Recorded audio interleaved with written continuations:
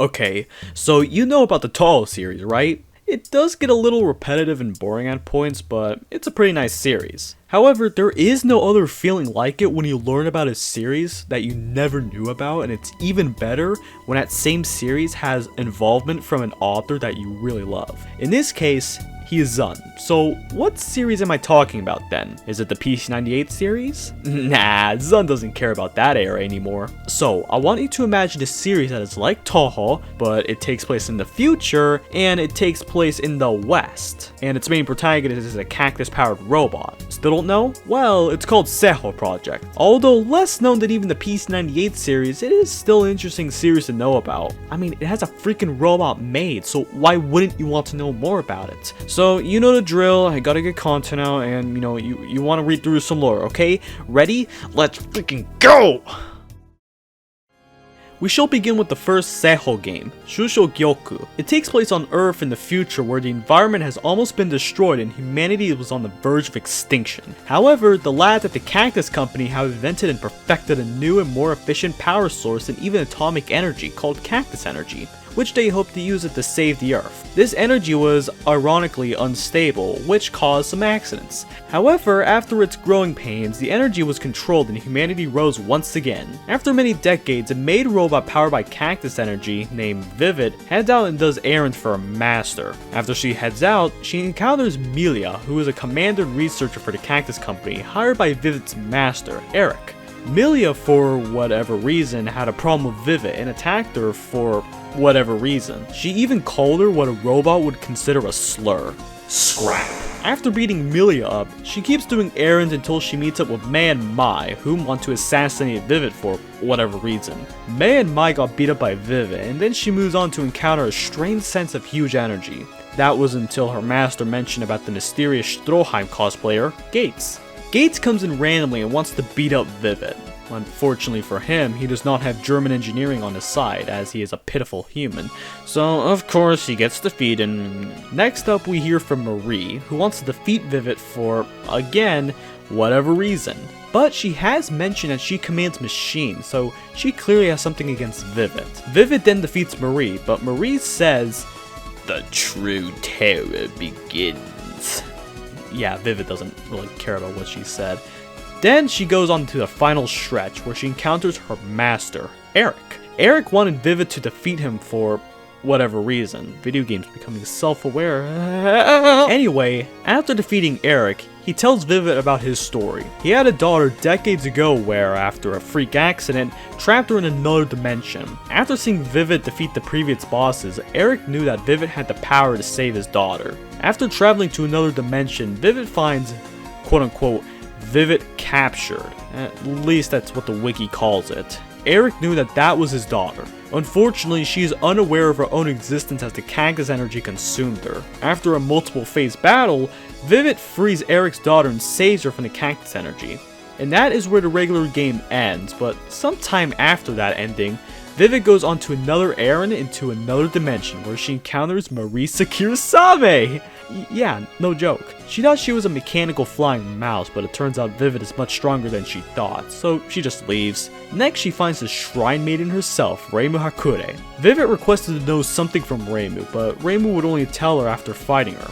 After Vivid defeated Reimu, she requested to know where the Holy Grail is, and Reimu doesn't even know what that is. She doesn't even know who Jesus Christ is in this universe, which is a big ol' L for Reimu. Well, that was a bit anticlimactic. It appears that Reimu's going to go down a few places on my Touhou tier list, so let's just move on to another game, okay? Kioh Gyoku is the next game in the series and has gameplay similar to Touhou 3 Phantasmagoria Dimensional Dream. There are a lot of scenarios in this game and it could follow the story of Vivid, Milia, Mei and Mai, Gates, Marie, Eric, Morgan, and Moose, and a totally new and original character named Yuka Kazami. Now, I'm just going to focus on Vivid's scenario where she goes and fights herself and fights literally all the other characters that I mentioned, so, we could just skip all that. It is also noted that, at the end of Shuushou Gyoku, she had also met Yuka while she was fighting Reimu and Marisa, and apparently Yuka had this freaking terrifying JoJo pose and some wings? Yeah, screw it, this is my favorite Yuka design, I like it. and it made her look terrifying, which makes it double cool. And yeah, that's literally it for Kioh Gyoku. You know, literally all the story I can find. So yeah, it's like Touhou 9, just a giant time skip.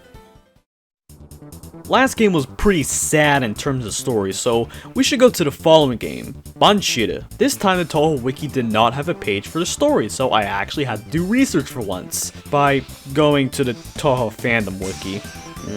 Now there are two versions of Banshiryuu, the Comic Cat 67 version and the Comic Cat 74 version, which I assume are different. So I'm just gonna follow the story of the Comic Cat 67 version because, you know, I'm lazy ass, whatever. It takes place in the farther future where machines are now ran by a new energy source called Redstorm, which was discovered by Eric. And those machines are now trying to take over the world again. No, the Benborgs. Newcomer VIVIT-R and Shrine Maiden Hirano Sakurasaki have to stop the robot invasion, like that one Phineas and Ferb movie. Now, I'm going to assume that the canon story is VIVIT-R's story, so it begins with VIVIT-R going on a mission sent by Eric to stop the robots that are powered by Redstorm. It also appears that Eric wanted VIVIT-R to attack him to test their strength, and after winning, Eric believed that VIVIT-R could stop the Redstorm bots. Yeah, I'm gonna call him that. Now she entered the East City where she encounters Yuta. Yuta wanted VIVIT-R to play with her, but VIVIT-R didn't care as she needed to go to Mars. Yuta got so angry, so they decided to fight. Of course she got defeated. But VIVIT-R then gave a wise quote about how children have limitless possibilities, a quote that I'm gonna show up screen right now.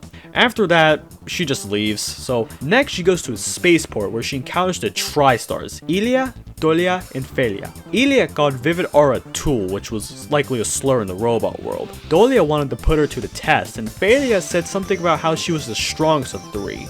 After defeating them all, Felia mentioned something about how things with a different flow are difficult to understand, which was likely a metaphor for how she doesn't understand robots and all that crap. Dolia then shows a gap where VIVIT-R needs to go, and she goes down the gap. We now arrive in a place literally called where Hirano Sakurasaki enters, you know, the one I mentioned earlier. Hirano talks about how there is a power from VIVIT-R that she does not like. VIVIT-R then gets confused, but she doesn't want to step down, so she has to fight. After VIVIT-R winning the fight, Hirano realized that VIVIT-R wasn't guarding the realm and there had been a misunderstanding. Hirano tells VIVIT-R to go to Mars as Hirano couldn't go with her as her power had been depleted. After arriving on Mars, some lad named Lagunas thought the rampage was caused by VIVIT-R, and VIVIT-R believed that she needed to investigate, more as she thought Lagunas was the culprit. In that case, Lagunas was like, "You're a machine, right?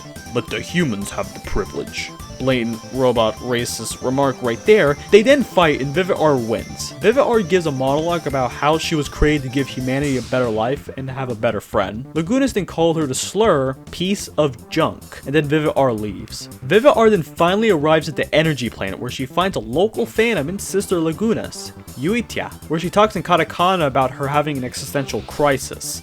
VIVIT-R then fights and finally defeats her, and then she reveals about how she has been at the energy plant for over 11 years and then apologizes for attacking her. It has been the first time she talked to someone since she died, so, you know, that's pretty sweet. In the extra story, Eric orders VIVIT-R to attack some past enemies, and she agrees to do it. She fights Marie, Milia, May and Mai, Gates, Morgan, Moose, and the final boss, Icarus. And the only lines that Icarus ever said in the entire series was, "I am the last boss. I am super strong." Poor Icarus. And finally, we come to the final or most recent Seihou game, VIVIT-99. If you are a Switch gamer, then you probably think that this is a parody of Tetris 99 or Mario 99, and you're correct. VIVIT-R and Hirano are sent out on a mission to get a high score. Yeah, that's literally all the story that I could think of for the game, as there is no story for this game aside from what I guessed with my epic game theory. I mean, heck, even the developers said that this isn't even an official Seihou game. Pretty strange, but whatever, I included it anyway. And aside from all that, that's literally everything we know about Seihou Project. Now, compared to Touhou, Seihou is a lot more light-hearted and a lot more, I don't know what the word is, but it's a lot more funny. Now for some epic top 10 facts, dude. So, did you know that Shunsatsu Sarado are the creators of Seihou Project? They are the Seihou equivalent of Shanghai Owls, and they branched out from amusement makers, which are a group of students at Tokyo Denki University that helped out Zun on the PC-98 games. So that's pretty interesting. A few of the staff that work on the games are Bonchi, Doku, Zun himself, assisting with the music, Hiroyuki-chan, Maki, and quote-unquote, few. I don't really have any other facts to give, so enough panning out with this video. I'm heading out. Screw y'all. The video has ended. Go in peace, my brothers and sisters.